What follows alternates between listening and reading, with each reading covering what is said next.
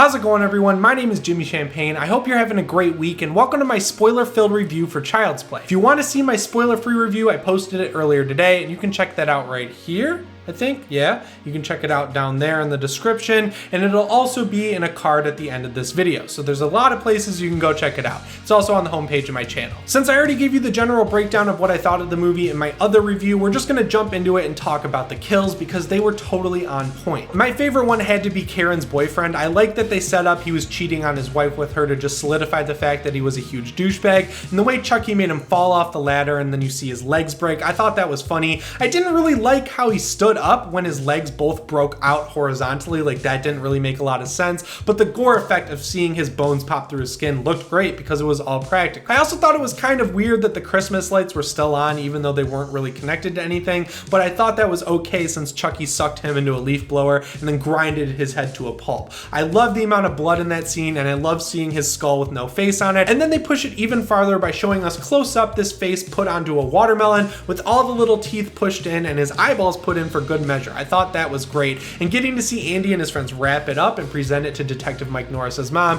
that was just a good evolution of a kill into a different scene, into a comedic moment. It worked really well. The one kill that I thought could have used a little more time in the oven was Detective Mike Norris's mom. She really didn't have a reason to die because she didn't come between Andy and Chucky at all in the movie, and she was strapped into a car and her seatbelt came undone, but when she hits a truck going like 40 miles an hour, you'd think she'd fly through the windshield, but no, she just hits her head on the dash and has nothing really happened to her. I like the game of peekaboo she played with Chucky. That kill was just overall a little underwhelming compared to what we had seen before it in the movie. The one kill I wish wasn't spoiled in the trailer though was the building manager's death, because I thought it was super clever and inventive. It was like Chucky using all of his powers to do a kill for once in the movie, and I thought it came together really well, but I just knew what was going to happen because of the trailer. I liked when he was holding onto the bar and it was heating up above the table saw, and just seeing his leg flop up and all the blood spraying everywhere was awesome. I was cackling in the theater. I thought that was so much fun, but then again, I already knew it was coming, so it was a little bit ruined for me. Nonetheless, I thought it was a great kill. And of course, Chucky setting everything into motion by climbing up into the Big Buddy 2 helmet and stabbing Karen's boss's throat so that he'll take it off and the blood will just spray all over everyone.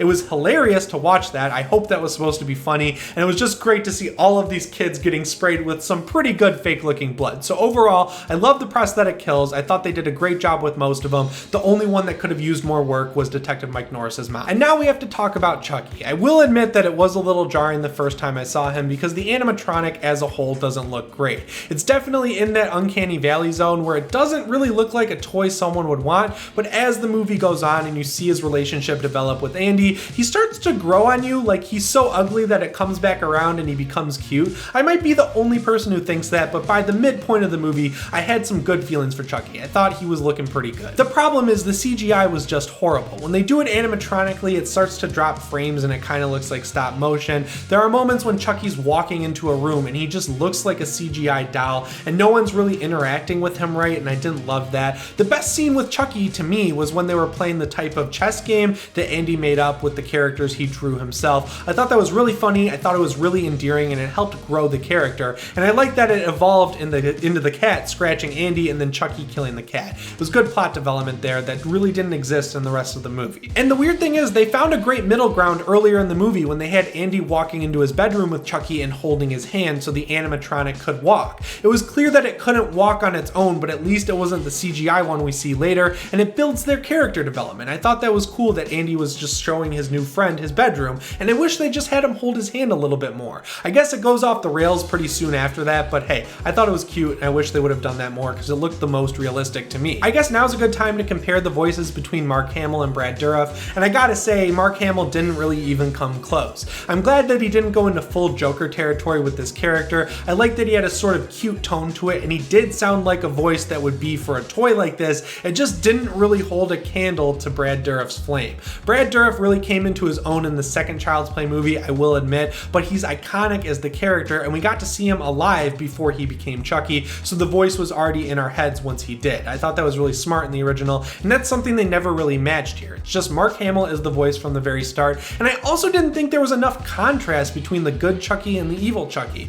It just seemed like he was confused for a lot of the movie, like he wanted to be Andy's friend, and he thought he was learning and evolving and being a good friend, but then when he went evil, he was just evil. It really wasn't set up how he was able to differentiate between the two modes. And guys, with how bad the Buddy dolls looked in this movie, especially the Buddy 2s later in the film, I wish they leaned into it more comedically. Andy has one joke where he says that because it's a year old, it's basically a doll for little kids at that point, but beyond that, they never really make fun of Chucky's looks anymore, and I feel like that would have like lightened the blow a little bit of how just not great overall all of the animatronics looked in this movie, and especially the CGI. I do like that once Omar gets the Chucky doll, he names it Chode and makes it, you know, walk around his apartment and call him Master. I thought that was great comedic value they were getting out of the doll. I just wish there was more of it. And if you've seen the movie, you know that there is a sequel tease at the very end when a Buddy 2 doll's eyes light up red, which means Chucky probably put his consciousness into it. The only problem is if they do a sequel to this, the only place it can go is the exact same place as Child's Play 2, and I just don't think this universe that they've created is different enough or has enough leverage to carry into an entire franchise.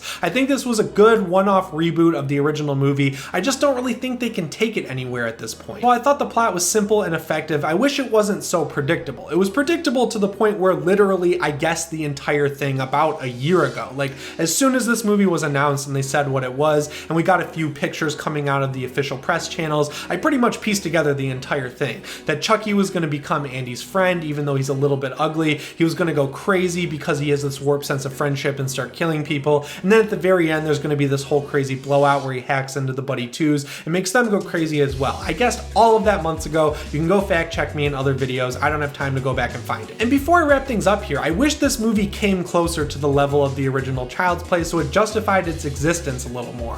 I think it's going to be scary for new kids who see it, but honestly, I think the original movie is a lot scarier and just overall a lot better. There are aspects of this movie that are better than the original, like the score, and I guess some of the general shot work, but overall, it just didn't come close for me, and that sucks. If you're doing a remake, you gotta come at least to the same level as the original, and hopefully you'll exceed it, but this is yet another remake for me that just didn't do its job. But I guess the silver lining there is that while I was disappointed with this remake, the TV show is coming out next year, and that's part of Don Mancini's timeline, and it's supposedly taking the franchise back to its roots, so that show is in a great position to come out and blow everyone else out of the water, and I really think that's a good thing. Anyway guys, that's my spoiler-filled thoughts on the new Child's Play movie, but I'd love to hear yours in the comments below. I did think this was a really fun movie. I didn't really think it was a great movie, but again, I thought it was really fun, so I'd love to hear if your expectations were met or if they weren't, and why. I like talking to you guys. And also, if you've been here since I've been covering this movie and you've been a subscriber for a while, or if you're a new one, I just want to say thanks for watching all these videos I made about this movie. It was really fun covering it, and I'm piecing together all the different trailers and all the different leaks with you guys, and I hope there's another movie we can do it with soon. Anyway guys, my name is Jimmy Champane, and I'll see you in the next one. Thanks for watching.